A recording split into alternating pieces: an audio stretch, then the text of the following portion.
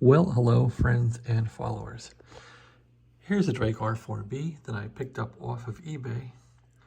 I've already put in 2 hours of work at least getting this thing cleaned up. This one had a power transformer that melted down. You can see the transformer was here. I pulled it out and threw it away.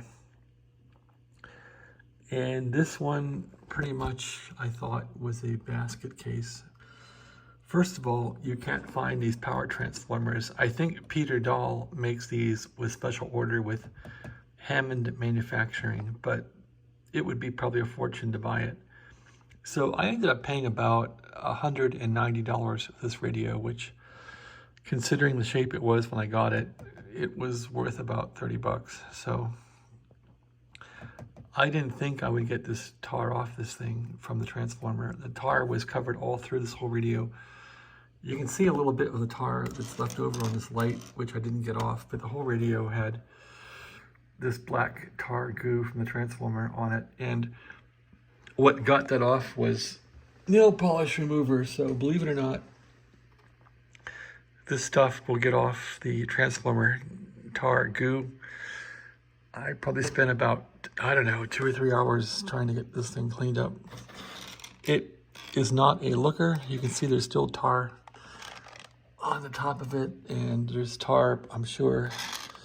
Yeah, you can see tar stuck in this thing, but there's some tar at the bottom. Anyway, that's that. So how do I fix the transformer? Well, first of all, you can't really buy this transformer, and the problem is you can't buy it. And number two, all the transformers for sale are for 6-volt tubes. This thing has a couple of 12-volt tubes in it. It has 12 BA6s, and it has a 12 BE6. So the solution to that, I finally figured out, was to buy some 6 BE6 tubes that are for sale. So a 6 BE6 and 12 BE6 are identical except for the heater voltage. So, and buy some 6 BA6s. So I bought some 6 BA6s. They aren't here yet. I bought some 6 BE6s. There's also a 12AX7 in here, and that will simply work because the heater in a 12AX7 is split into 2 6-volt heaters. So that's the case, and I will put in a transformer like this one here, a 269 Baker X-ray from Hammond. And here's the center tap. It should probably be a little lower in voltage, but I went to the higher range. I guess I could throw in like a resistor if it gets nasty. So that's what I'm going to put in here. It doesn't have the exact dimensions of the old one, so the transformer I'm going to put in here is going to be a little smaller. So I'll probably use this hole here to mount it, and I'll need to drill a new hole here and here and here. And that's about it. Wire it up, get it going. So that's going to be the story on this Drake radio. I'm probably insane for spending so much time fixing this thing, but I guess I just enjoy the handiwork. So, what about the rest of this radio? How does it look? Well, this is straight out of the box. Okay, yeah, you can see some of the corruption here from the tar. Boy, that's bad. I don't know if I did that. I must have touched it and screwed it up. Let's see if it'll come off or not. This tar has been a real problem. So, give it a squirt of goo here. This is Windex. Oh yeah, it comes off. That's Windex, and the tar is rolling down the radio, but the good news is it comes off. So, yeah, you can see all this tar stuff. I didn't know Windex would affect this tar. Here I'm using nail polish remover. Okay, there's some crud there. Let's see if it'll work on it. Good old Windex of all things. And takes it off. Takes off some of it. I thought only nail polish remover would get it off.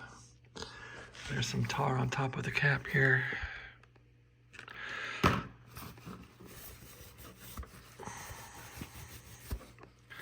Well, it doesn't get off that stuff there, but a little bit. You just got to keep working at it. Anyway, okay, so what's the underneath look like here? Let's check out the undersides of this thing. The undersides of this radio are pretty nice. So when the guy on eBay sent pictures of his radio, he sent only good things. Like he sent gleaming pictures of the radio of things that weren't damaged. So everybody bid on this radio thinking it was a good deal, including me. But the underside of this thing is pristine. It had there's some tar right there. So it had some tar goo on the bottom here, but not much. A little bit, but not much. There's some tar goo right there. Let's see if Windex will get that off of there. Yeah, this thing was full of tar. Will Windex get off transformer? Wow, it sure does. It takes off transformer tar. Well, that's good to know, because this thing is full of tar. Anyway, it's not a pristine radio, but it's probably going to work. I still got to clean out the switches here. They look really bad. I don't think the tar might have hit this switch. It doesn't look too good. It definitely had something on it. I just hope after all the work and money, this radio will work. Money and time. It probably will. I fixed probably 5 to 10 of these radios, so I know these things pretty well.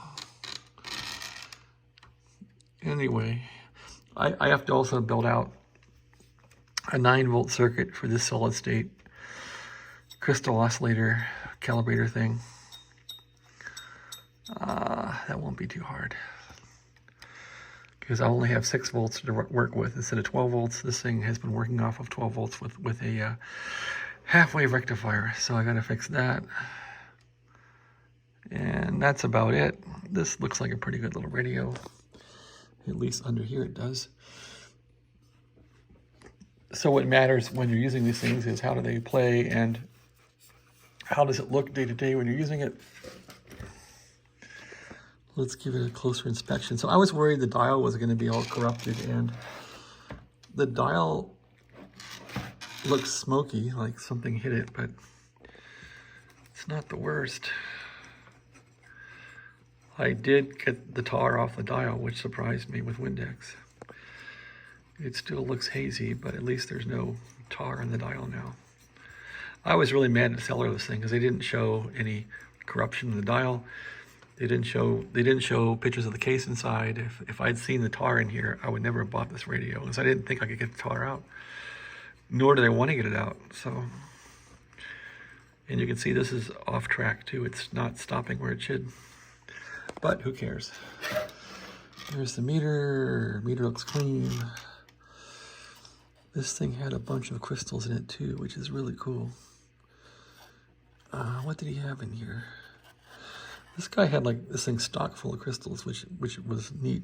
What does he have in here? Normal, 3.0, 4.0, 21.5 or something, 6.0. I'll probably just put his crystals back in since he's labeled everything.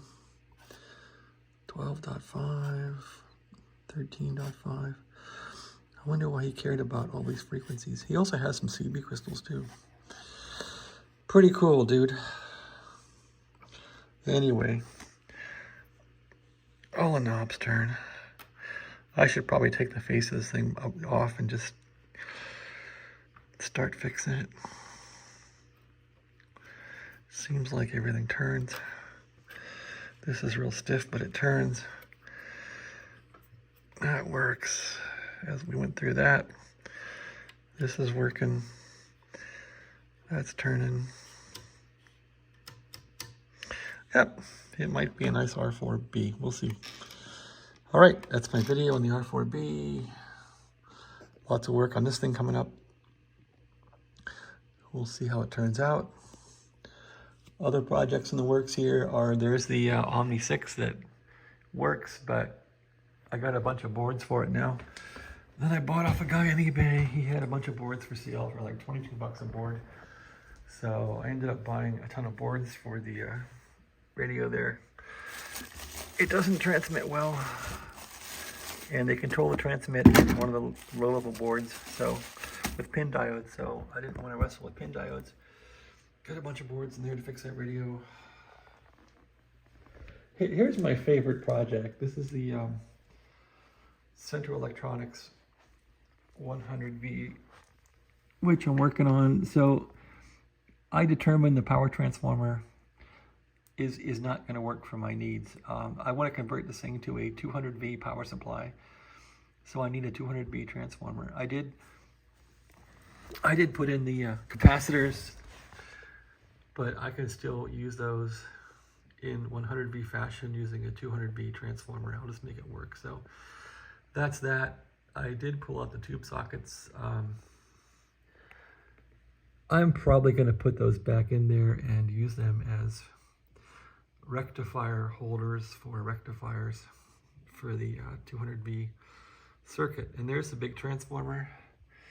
I still have the transformer. I'm not sure if it's shorted or not, or my volt ohm meter burned out. My volt ohm meter did burn out, but anyway, there's the big 16-pound transformer yanked out. I'm waiting for Nick to send me a 200V transformer. Hope he does. And that's about it. That's the scenario here. All right, and still have the antenna tuner and the heat amplifier here. A little power supply, just for doing lab work, and it does power the radio here. As you can see, just for listening. There's the Henry amplifier that I do have for sale for like 2,500 bucks. I figure if somebody buys it for that, off it goes. And I got some mess here to clean up. So that's my video, my little humble office here. In boxes to ship out radios that they sell. Not that I'm in the business of buying and selling radios, but I like to fix them. I like the fixing part of it. And I guess I like the mental stimulation from solving problems. There's all the tubes from the radio here. Pulled them all out to clean it. That's my video. Thanks for watching. If you're gonna work like a boss. See you later.